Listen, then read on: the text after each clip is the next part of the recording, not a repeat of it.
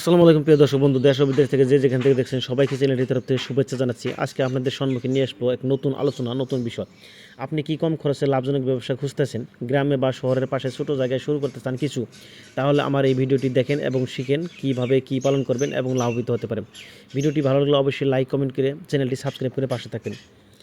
যদি আপনি ভাবেন যে আপনি কিছু করবেন, তাহলে হাঁসের খামার হতে পারে আপনার জীবনের সেরা সিদ্ধান্ত। বন্ধুরা, আজকের ভিডিওতে জানবেন হাঁসের খামার কিভাবে শুরু করবেন, কি খাওয়াবেন, রোগ থেকে বাঁচানোর এবং কত লাভ হতে পারে। সম্পূর্ণ আলোচনা বিস্তারিত আপনাদের সঙ্গে। হাঁসের খামার কেন লাভজনক প্রিয় বন্ধু? হাঁস পালন বর্তমান খুব জনপ্রিয় একটি ব্যবসা, কারণ হাঁস তুলনামূলক কম অসুস্থ হয়, কম খরচ লাগে এবং ডিম ও মাংস দুভাগে লাভ দেয়। বিশেষ করে গ্রামের পুকুর, বিল বা জলাশয় থাকলে খাবারের খরচ অনেক কমে যায়। হাঁস নিজেরাই অনেক খাবার সংগ্রহ করতে পারে, এটা আমরা নিজ চোখে দেখি। বন্ধুরা, খামার করার জন্য কি লাগবে সেটা হলো প্রয়োজনীয় বস্তু। প্রথমে একটি শুকনো ও নিরাপদ জায়গা নির্বাচন করতে হবে আপনাদেরকে। খামারের ঘর এমনভাবে বানাতে হবে যাতে বৃষ্টি বা ঠান্ডা বাতাস না ঢুকে। মেঝেতে খড় বা ধানের তুষ ব্যবহার করতে পারেন। ঘরের ভেতর পরিষ্কার পরিচ্ছন্নতা খুব গুরুত্বপূর্ণ বিষয়, একটি মনে রাখবেন। প্রিয় বন্ধু, এখন আসি যে কোন জাতের হাঁস পালন করা ভালো। আপনি হাঁস পালন করতে হবে না, লাভ দিতে হবে।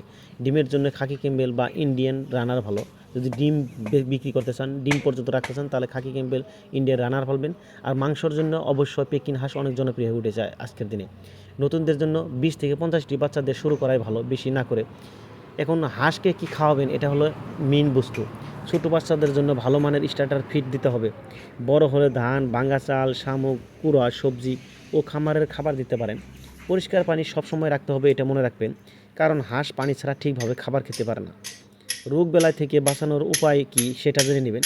হাঁস সাধারণত কম অসুস্থ যদিও হয়, তবুও কিছু রোগ হতে পারে, এটা স্বাভাবিক। তাই সময় মতো টিকা দিতে হবে। অসুস্থ হাঁস আলাদা রাখতে হবে এবং খামার পরিষ্কার রাখতে হবে, এটা মনে রাখবেন। ময়লা পানি বা পচা খাবার দিলে বেমার আজার হবে, তাই কখনো দিবেন না। প্রিয় বন্ধুরা, হাঁসের ডিম উৎপাদন ও লাভ। একটি ভালো হাঁস বছরে প্রায় 250 থেকে 300টি পর্যন্ত ডিম দিতে পারে। যদি 100টি হাঁস পালন করেন, তাহলে প্রতিদিন অনেক ডিম বিক্রি করা সম্ভব। বর্তমান হাঁসের ডিমের চাহিদা অনেক বেশি। ডিম ও মাংস বিক্রি করে মাসে ভালো আয় করা যায় এই হাঁস খামার করে। প্রিয় বন্ধুরা, কত লাভ হতে পারে এটা আপনি জানুন।